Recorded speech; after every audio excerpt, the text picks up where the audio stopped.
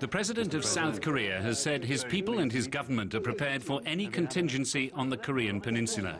His comments came after neighbouring North Korea test-launched several missiles and detonated a second nuclear device.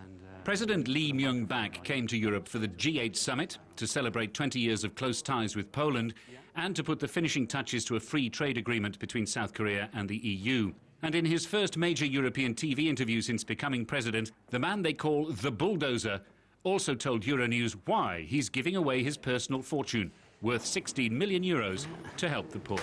Mr. President, I have to ask you about your neighbour, North Korea, because over the last 6 weeks there's been a nuclear test, several firings of missiles, several of them just a few days ago.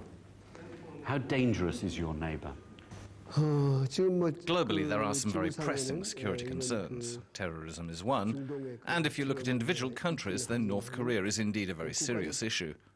One of the most serious and urgent worries is North Korea's involvement in nuclear proliferation. If nuclear materials, for instance, are being spread and exported to other regimes, then obviously global security will be seriously damaged. That's one reason why the North Korean issue is very serious.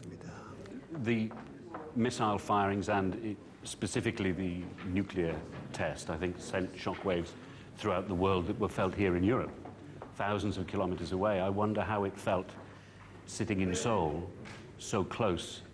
The people and government of South Korea are prepared for all contingencies on the Korean peninsula. That means being militarily ready and preparing the people psychologically for anything. South Korean people have been in a state of readiness since our country was divided 60 years ago. But at the same time, we're not completely immersed by North Korea.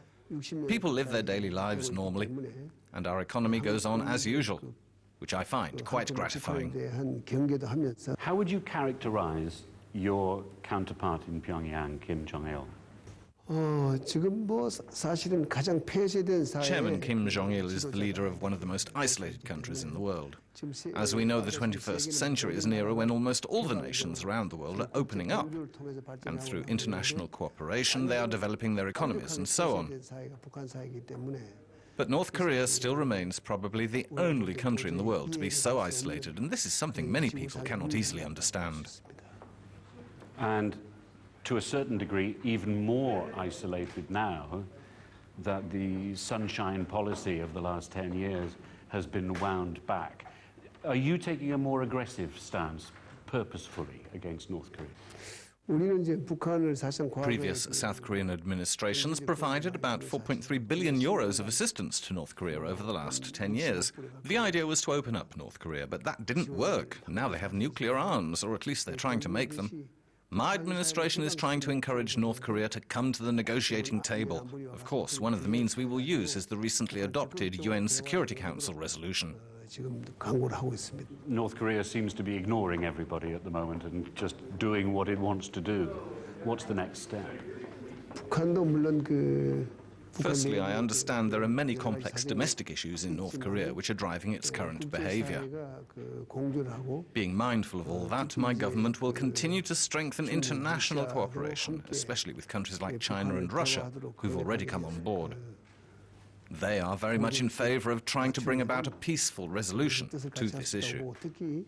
And traditionally, many European member states have had very close relations with North Korea for quite some time. So I would like to hope that they would continue to have an interest in this matter, so we can bring about a peaceful resolution to the North Korean nuclear issue. I think with close international cooperation, we can encourage North Korea to come back to the negotiating table. It's going to be difficult, but it's not impossible. You're negotiating a free trade agreement at the moment with the European Union as a whole. How far have you got with that? How close is that to coming to fruition?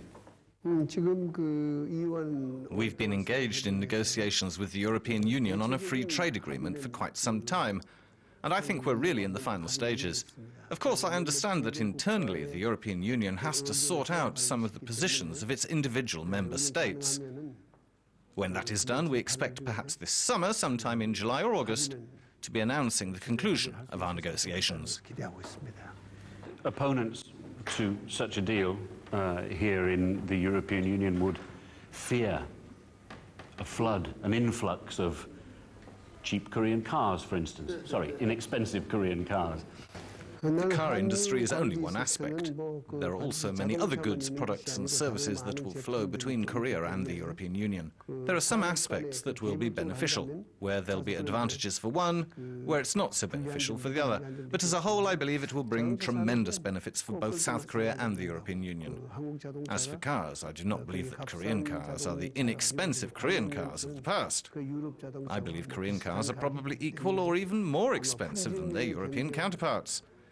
So now it will come down to quality. That's where the competition between Korean and European cars will lie.